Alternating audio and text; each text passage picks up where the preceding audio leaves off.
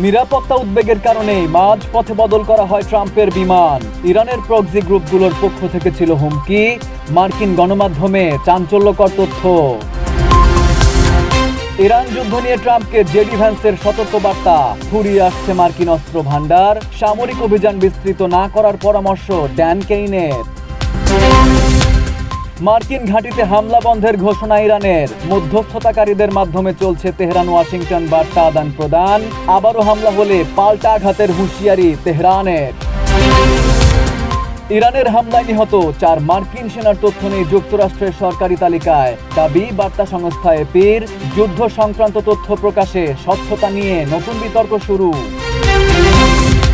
শিক্ষামন্ত্রীর পদত্যাগের পর ভারতে সামাজিক মাধ্যমে কড়াকড়ি, সরিয়ে ফেলা হচ্ছে মোদি বিরোধী পোস্ট। বিরোধী মতের দমন হিতে বিপরীত হতে পারে বলছেন বিশেষজ্ঞরা।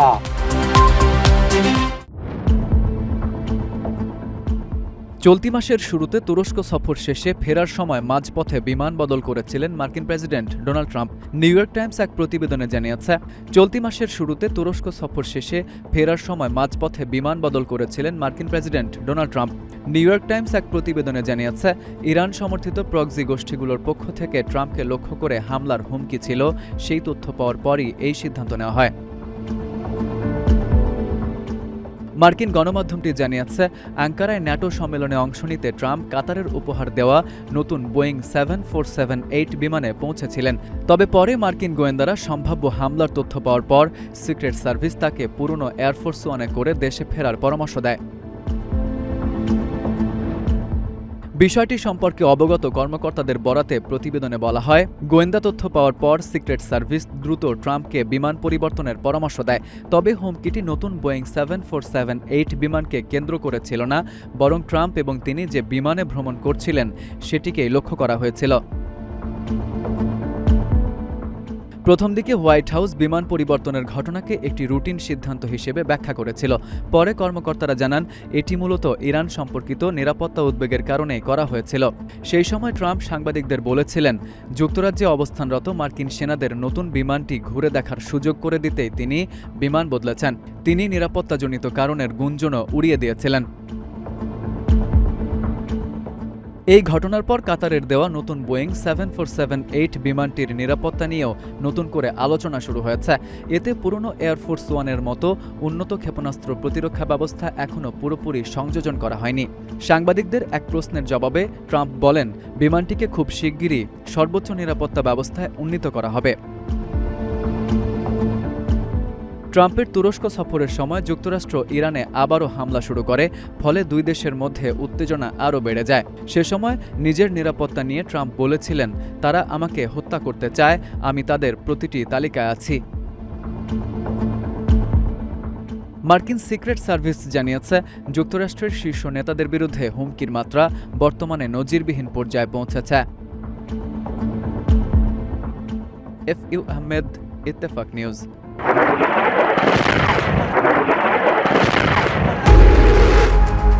ইরানের বিরুদ্ধে যুদ্ধ আরও তীব্র করতে চেয়েছিলেন মার্কিন প্রেসিডেন্ট ডোনাল্ড ট্রাম্প, কিন্তু তার সেই পরিকল্পনায় ব্রেক কষেন মার্কিন প্রশাসনের শীর্ষ 2 কর্মকর্তা। তাদের সতর্কবার্তা ছিল স্পষ্ট, এই যুদ্ধ দীর্ঘায়িত হলে যুক্তরাষ্ট্রের অস্ত্রভান্ডার দ্রুত কমে যাবে এবং দেশকে বড় ধরনের সামরিক ও কৌশলগত মূল্য চোকাতে হতে পারে। প্রশ্ন হচ্ছে, ইরান যুদ্ধে আরও এগোতে চাওয়া ট্রাম্পকে শেষ পর্যন্ত থামালেন কারা? মার্কিন সংবাদ মাধ্যম CNN-এর প্রতিবেদনে বলা হয়েছে, এই 2 শীর্ষ কর্মকর্তা হলেন মার্কিন ভাইস প্রেসিডেন্ট জেডি ভ্যান্স এবং জয়েন্ট চিফ অব স্টাফের চেয়ারম্যান জেনারেল ড্যান কেইন। প্রতিবেদনে বলা হয়, ভ্যান্স ও কেইন দুজনই ট্রাম্পকে ইরানের বিরুদ্ধে সামরিক অভিযান আরও বিস্তৃত না করার পরামর্শ দেন। বিশেষ করে জেনারেল কেইন সতর্ক করেন, দীর্ঘমেয়াদী হামলা চালালে যুক্তরাষ্ট্রের অস্ত্র ও সামরিক সরঞ্জামের মজুদ দ্রুত কমে যাবে। একই সঙ্গে সংঘাত দীর্ঘায়িত হলে যুক্তরাষ্ট্র আরও জটিল সামরিক ও কৌশলগত চ্যালেঞ্জের মুখে পড়তে পারে বলেও তিনি সতর্ক করেন। প্রায় 2 সপ্তাহ ধরে রাতভর ইরানে বিমান হামলা চালানোর পর শুক্রবার যুক্তরাষ্ট্র সাময়িকভাবে বোমাবর্ষণ স্থগিত করে। তবে এই সিদ্ধান্তের পেছনে অস্ত্রের মজুদ কমে যাওয়ার আশঙ্কা কিংবা ভ্যান্স ও কেইনের সতর্কবার্তা কতটা প্রভাব ফেলেছে সে বিষয়ে এখনও কোনো আনুষ্ঠানিক ব্যাখ্যা দেওয়া হয়নি। সিএনএনের প্রতিবেদনে আরও বলা হয়, ট্রাম্প প্রশাসনের ভিতরেই ইরানকে ঘিরে সামরিক কৌশল নিয়ে মতপার্থক্য দেখা দিয়েছিল। এক পক্ষ দ্রুত ও কঠোর সামরিক পদক্ষেপের পক্ষে থাকলেও অন্য পক্ষ আশঙ্কা প্রকাশ করে যে দীর্ঘমেয়াদী যুদ্ধ যুক্তরাষ্ট্রকে মধ্যপ্রাচ্যে নতুন করে বড় সংঘাতে জড়িয়ে ফেলতে পারে।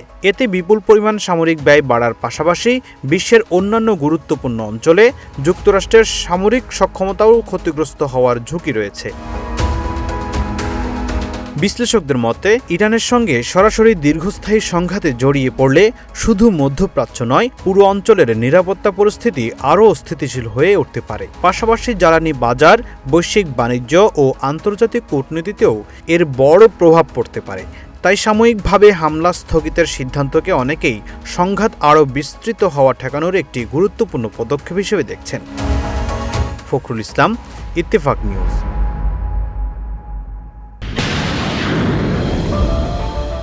যুক্তরাষ্ট্র ইরানের উপর বিমান হামলা বন্ধ রাখলে তেহরানও পাল্টা হামলা চালানো বন্ধ করেছে বলে জানিয়েছে ইরান। ইরানের পররাষ্ট্র মন্ত্রণালয়ের মুখপাত্র ইসমাইল বাঘাই বলেছেন, যুক্তরাষ্ট্র পূর্বে আলোচনায় বিশ্বাসঘাতকতা করলেও তেহরান ও ওয়াশিংটন মধ্যস্থতাকারীদের মাধ্যমে বার্তা আদান প্রদান করছে।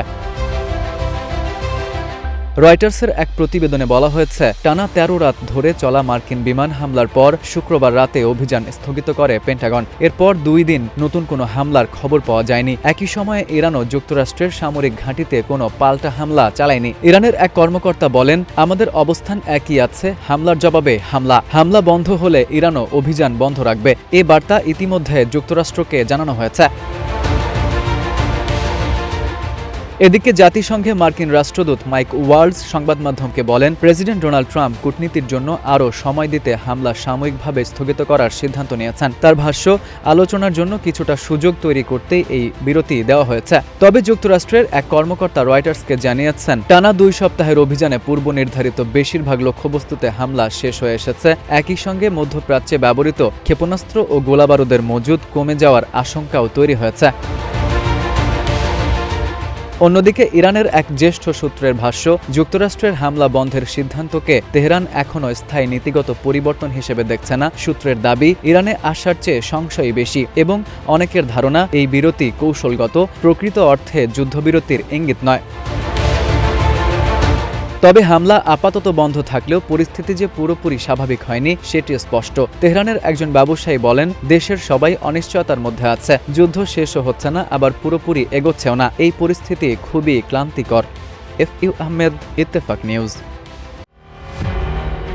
ইরানের হামলায় নিহত ৪ মার্কিন সেনার তথ্য নেই যুক্তরাষ্ট্রের সরকারি যুদ্ধাহত তালিকায়, এমনটাই দাবি করেছে সংবাদ সংস্থা AP। এই পরিবর্তনের পর যুদ্ধ সংক্রান্ত তথ্য প্রকাশে স্বচ্ছতা নিয়ে নতুন করে শুরু হয়েছে বিতর্ক। এপির প্রতিবেদনে বলা হয়েছে, এতদিন ডিফেন্স ক্যাজুয়ালিটি অ্যানালাইসিস সিস্টেমে যুদ্ধে নিহত ও আহত মার্কিন সেনাদের তথ্য প্রকাশ করা হতো। তবে গত সপ্তাহে নিহত ৪ সেনা এবং বহু আহত সদস্যের তথ্য সেই তালিকা থেকে সরিয়ে ফরেন অপারেশনস বা বিদেশি অভিযান নামে নতুন একটি বিভাগে স্থানান্তর করা হয়েছে। নতুন তালিকায় নিহত ৪ সেনার পাশাপাশি রয়েছে ২০৭ জন আহত মার্কিন সেনার নাম। তবে এই আহতদের সবাই যে সরাসরি ইরানের সঙ্গে চলমান সংঘাতে আহত হয়েছেন সে বিষয়ে নিশ্চিত কোনো তথ্য দেয়নি পেন্টাগন। বিষয়টি নিয়ে ব্যাখ্যা দিয়েছেন পেন্টাগনের প্রেস সেক্রেটারি জোয়েল ভালদেজ। তার দাবি, তালিকায় পরিবর্তনের কারণ কোনো তথ্য গোপন করা নয়, বরং ডেটার অসঙ্গতি ও সাময়িক প্রযুক্তিগত সমস্যার ফল। তিনি বলেন, সমস্যাটি দ্রুত সমাধান হয়ে যাবে। সংঘাত নতুন করে শুরুর পর থেকেই পেন্টাগন যুদ্ধক্ষেত্রের হতাহত ও সামরিক কৌশল নিয়ে আগের তুলনায় অনেক কম তথ্য প্রকাশ করছে বলে জানিয়েছে এপি। শুধু তাই নয়, মে মাসের শুরু থেকে যুদ্ধ নিয়ে কোনো আনুষ্ঠানিক সংবাদ সম্মেলনও করেনি পেন্টাগন। একই সময়ে ইউএস সেন্ট্রাল কমান্ড সেন্টকম সাংবাদিকদের জন্য নিয়মিত হতাহতের প্রতিবেদন প্রকাশও বন্ধ রেখেছে। এমন পরিস্থিতিতেই পাল্টা দাবি করেছে ইরান। তেহরানের ভাষ্য, গত ১৫ দিনে অন্তত ২০০ জন মার্কিন সেনা তাদের হামলায় নিহত হয়েছে। তবে এই দাবির পক্ষে স্বাধীনভাবে যাচাইযোগ্য কোনো প্রমাণ এখন পর্যন্ত প্রকাশ করা হয়নি, আর যুক্তরাষ্ট্র এই সংখ্যা স্বীকার করেনি। শরীফ উদ্দিন, ইত্তেফাক নিউজ। নিট পরীক্ষা নিয়ে দীর্ঘ আন্দোলনের পর শিক্ষামন্ত্রীর পদত্যাগে যখন উত্তেজনা কিছুটা প্রশমিত, ঠিক তখনই নতুন পদক্ষেপ নিয়েছে দিল্লি পুলিশ। প্রধানমন্ত্রী নরেন্দ্র মোদীকে লক্ষ্য করে সামাজিক যোগাযোগ মাধ্যমে ছড়িয়ে পড়া আপত্তিকর ও অশালীন পোস্টের বিরুদ্ধে শুরু হয়েছে বিশেষ অভিযান। ভারতীয় গণমাধ্যম এনডিটিভির তথ্য অনুযায়ী ফেসবুক, এক্স, ইনস্টাগ্রাম সহ বিভিন্ন সামাজিক যোগাযোগ মাধ্যমকে ইতোমধ্যে নোটিশ পাঠিয়েছে পুলিশ। চিহ্নিত করা ভিডিও, পোস্ট ও মন্তব্যের বেশিরভাগই সরিয়ে ফেলা হয়েছে। পাশাপাশি নতুন করে এমন কোনো কন্টেন্ট প্রকাশ করা হচ্ছে কিনা তা পর্যবেক্ষণে রাখা হয়েছে পুলিশের বিশেষ একটি দলকে। আপত্তিকর পোস্ট শনাক্ত হলে দ্রুত ব্যবস্থা নেওয়ার নির্দেশ দেওয়া হচ্ছে। এই অভিযান শুরু হয়েছে কেন্দ্রীয় শিক্ষামন্ত্রী ধর্মেন্দ্র প্রধানের পদত্যাগের পরদিনই। তার পদত্যাগের মধ্য দিয়ে 1 মাসের বেশি সময় ধরে চলা নিট আন্দোলনের অবসান ঘটে। ককরোচ জনতা পার্টি সিজেপির নেতৃত্বে পরিচালিত এই আন্দোলন প্রত্যাহারের ঘোষণা আসে সরকারের সঙ্গে সমঝোতার পর। আন্দোলনকারীদের দাবি, শিক্ষামন্ত্রীর পদত্যাগ ছাড়াও তাদের আরও 2টি গুরুত্বপূর্ণ দাবি মেনে নেওয়াই এই সিদ্ধান্ত নেওয়া হয়েছে। তবে আন্দোলন প্রত্যাহারের পরও নতুন কয়েকটি দাবি তোলে সিজেপি। এর মধ্যে রয়েছে নিট পরীক্ষার্থী আত্মহত্যাকারীদের পরিবারকে 1 কোটি রুপি ক্ষতিপূরণ, আন্দোলনকারীদের বিরুদ্ধে কোনো ধরনের ব্যবস্থা না নেওয়া এবং র্যাপিড অ্যাকশন ফোর্স ও পুলিশের প্রকাশ্য ক্ষমা প্রার্থনা। দিল্লির কনস্টিটিউশন ক্লাবে সংবাদ সম্মেলনে সিজেপির প্রধান মুখপাত্র সৌরভ দাস বলেন, সরকারের সঙ্গে হওয়া সমঝোতা নির্ধারিত সময়ের মধ্যে বাস্তবায়নের প্রত্যাশায় তারা আন্দোলন প্রত্যাহার করেছেন। সিজেপির দাবি, সরকার আত্মহত্যাকারী পরীক্ষার্থীদের পরিবারকে ক্ষতিপূরণ দিতে এবং আন্দোলনকারী ও সংগঠকদের বিরুদ্ধে দায়ের করা মামলাগুলো প্রত্যাহারে নীতিগতভাবে সম্মত হয়েছে। ভবিষ্যতেও তাদের বিরুদ্ধে নতুন কোনো মামলা না দেওয়ার বিষয়েও সমঝোতা হয়েছে বলে দাবি সংগঠনটির। তবে প্রধানমন্ত্রী নরেন্দ্র মোদীকে নিয়ে আপত্তিকর পোস্টের বিরুদ্ধে দিল্লি পুলিশের চলমান অভিযানের বিষয়ে এখন পর্যন্ত কোনো মন্তব্য করেনি সিজেপি। শরীফ উদ্দিন, ইত্তেফাক নিউজ। মধ্যপ্রাচ্যের রাজনীতিতে আসতে পারে বড় পরিবর্তন। দীর্ঘদিনের শত্রু ইসরায়েলের সঙ্গে এবার একটি নিরাপত্তা চুক্তি করতে যাচ্ছে সিরিয়া, এমনটাই জানিয়েছেন দেশটির প্রেসিডেন্ট আহমেদ আল শারা। আল জাজিরার আল মুকাবলা অনুষ্ঠানে দেওয়া এক বিশেষ সাক্ষাৎকারে আল শারা বলেন, কয়েকটি দেশের অংশগ্রহণে ইসরায়েলের সঙ্গে একটি নিরাপত্তা চুক্তি চূড়ান্ত করতে সক্রিয়ভাবে কাজ করে যাচ্ছে তার সরকার। তার আশা, এই চুক্তি শুধু 2 দেশের মধ্যে উত্তেজনা কমাবে না, বরং মধ্যপ্রাচ্যে দীর্ঘমেয়াদী ও সামগ্রিক শান্তির পথও উন্মুক্ত করতে পারে। একই সঙ্গে একটি স্পষ্ট বার্তাও দিয়েছেন সিরিয়ার প্রেসিডেন্ট। তিনি বলেছেন, সম্ভাব্য এই চুক্তি কোনোভাবেই গোলান মালভূমির ওপর সিরিয়ার অধিকারকে ক্ষুণ্ণ করবে না। উল্লেখ্য, 1967 সালের আরব ইসরায়েল যুদ্ধের সময় গোলান মালভূমির বেশিরভাগ অংশ দখল করে ইসরায়েল। পরে 1981 সালে অঞ্চলটি নিজেদের সঙ্গে যুক্ত করার ঘোষণা দিলেও আন্তর্জাতিক সম্প্রদায়ের অধিকাংশ দেশ এখনও গোলানকে সিরিয়ার দখলকৃত ভূখণ্ড হিসেবেই বিবেচনা করে। আহমেদ আল শারা আরও বলেন, ইসরায়েলের সঙ্গে সরাসরি সংঘাতে জড়াতে চায় না সিরিয়া, বরং 2 দেশের মধ্যে একটি নিরাপত্তা সমঝোতা চলমান সংকটের রাজনৈতিক সমাধানের ভিত্তি তৈরি করতে পারে। এই উদ্যোগ এমন এক সময়ে সামনে এলো যখন বাশার আল আসাদের সরকারের পতনের পর 2024 সালের ডিসেম্বরে ক্ষমতায় আসা আল শারার প্রশাসন দক্ষিণ সিরিয়ায় নিয়মিত ইসরায়েলি বিমান হামলা ও সামরিক অনুপ্রবেশের অভিযোগ করে আসছে। অর্থাৎ উত্তেজনার মধ্যেই আলোচনার টেবিলে বসার সিদ্ধান্ত করছে দামেস্ক। এদিকে লেবানন ইস্যুতেও নিজের অবস্থান পরিষ্কার করেছে সিরিয়ার প্রেসিডেন্ট। মার্কিন প্রেসিডেন্ট ডোনাল্ড ট্রাম্প সম্প্রতি ইঙ্গিত দিয়েছেন, লেবাননে হিজবুল্লাহকে মোকাবেলায় সিরিয়াকে ব্যবহার করা হতে পারে। তবে আল শারা স্পষ্ট করে জানিয়ে দিয়েছেন, প্রতিবেশী দেশ লেবাননে কোনো ধরনের সামরিক হস্তক্ষেপের পরিকল্পনা নেই তাদের, বরং লেবাননে চলমান সংকট কাটিয়ে উঠতে কিভাবে সহযোগিতা করা যায় সে বিষয়েই দেশটির কর্তৃপক্ষের সঙ্গে আলোচনা চলছে।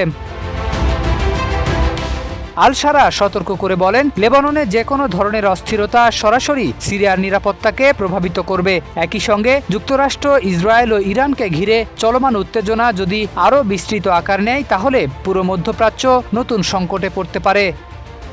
শরীফ উদ্দিন, ইত্তেফাক নিউজ। যুদ্ধ যত দীর্ঘ হচ্ছে ততই বদলে যাচ্ছে ইরানের সামরিক কৌশল। সবচেয়ে বড় পরিবর্তন দেখা যাচ্ছে ক্ষেপণাস্ত্র উৎক্ষেপণ ব্যবস্থায়। যুদ্ধের শুরুতে মার্কিন হামলায় কোনো ক্ষেপণাস্ত্র লঞ্চার ক্ষতিগ্রস্ত হলে সেটি আবার সচল করতে ইরানের প্রায় 15 ঘন্টা সময় লাগত, কিন্তু এখন সেই সময় নেমে এসেছে 30 মিনিটেরও কমে।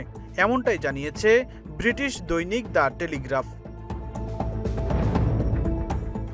অর্থাৎ একটি লঞ্চার লক্ষ্যবস্তু হওয়ার পর খুব অল্প সময়ের মধ্যেই সেটি পুনরায় প্রস্তুত করে নতুন করে ক্ষেপণাস্ত্র ছুটতে পারছে ইরান। বিশ্লেষকদের মতে এটি ইরানের প্রকৌশল দক্ষতা, দ্রুত মেরামত ব্যবস্থা এবং বিকল্প মোতায়েন কৌশলের বড় অগ্রগতি।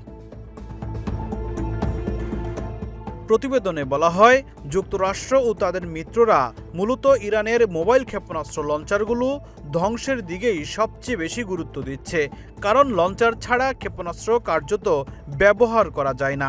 তবে হামলার পরও ইরান দ্রুত লঞ্চার সচল করে পাল্টা হামলার সক্ষমতা ধরে রাখছে। বিশ্লেষকদের মতে ইরানের ভূগর্ভস্থ মিসাইল সিটি, বিকেন্দ্রীভূত কমান্ড ব্যবস্থা এবং দ্রুত মেরামত সক্ষমতা তাদের এই অগ্রগতির পেছনে বড় ভূমিকা রাখছে। ফলে যুদ্ধক্ষেত্রে ইরানের ক্ষেপণাস্ত্র নিক্ষেপের সক্ষমতা ধরে রাখা যুক্তরাষ্ট্র ও মিত্রদের জন্য নতুন চ্যালেঞ্জ হয়ে উঠেছে। ফখরুল ইসলাম, ইত্তেফাক নিউজ।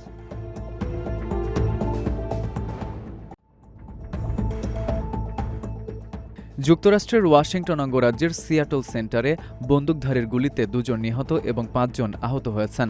আহতদের মধ্যে 2 বছর বয়সী একটি শিশুও রয়েছে। স্থানীয় সময় রোববার বাইট অব সিয়াটল খাদ্য ও সঙ্গীত উৎসবে এ ঘটনা ঘটে। সিয়াটল পুলিশ বিভাগ এক্সে দেওয়া এক পোস্টে জানিয়েছে, একাধিক হতাহতের ঘটনায় তারা তদন্ত শুরু করেছে। একই সঙ্গে জনসাধারণকে ঘটনাস্থল এড়িয়ে চলার আহ্বান জানিয়েছে। তাৎক্ষণিকভাবে আহতদের শারীরিক অবস্থার বিষয়ে বিস্তারিত কোনো তথ্য প্রকাশ করেনি পুলিশ। এছাড়া এ ঘটনায় কোনো সন্দেহভাজনকে আটক করা হয়েছে কিনা সে বিষয়েও আনুষ্ঠানিকভাবে কিছু জানানো হয়নি। সামাজিক মাধ্যমে ছড়িয়ে পড়া কয়েকটি ভিডিওতে পুলিশকে এক ব্যক্তিকে ঘটনাস্থল থেকে সরিয়ে নিতে দেখা গেলেও ওই ব্যক্তি গুলির ঘটনার সঙ্গে জড়িত কিনা তা নিশ্চিত করেনি কর্তৃপক্ষ। সিয়াটল শহরের বিখ্যাত স্পেস নিডল পর্যবেক্ষণ টাওয়ারের কাছে অবস্থিত সিয়াটল সেন্টার 1962 সালের ওয়ার্ল্ডস ফেয়ার উপলক্ষে নির্মিত এ স্থানে সপ্তাহ জুড়ে অনুষ্ঠিত হচ্ছিল বার্ষিক বাইট অব সিয়াটল উৎসব। এতে শত শত স্থানীয় খাদ্য বিক্রেতা ও সঙ্গীতশিল্পী অংশ নিয়েছিলেন। ঘটনার কারণ এবং হামলাকারীর পরিচয় জানতে তদন্ত অব্যাহত রয়েছে বলে জানিয়েছে পুলিশ।